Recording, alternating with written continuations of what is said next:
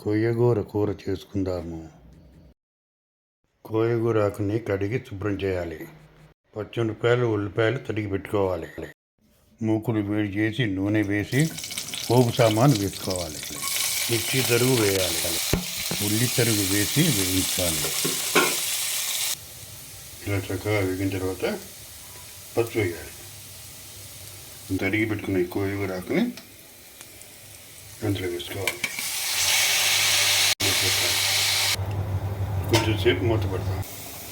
మూత తీసి ఉప్పు వేద్దాం. బాగా కలుపుదాం.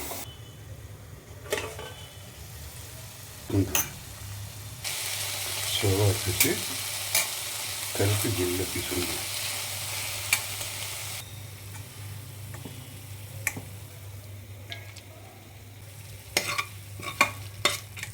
ఈ కోయగూర పచ్చికారం కూరని దైవ నివేదన చేసి వడ్డించాలి. Thank you for watching.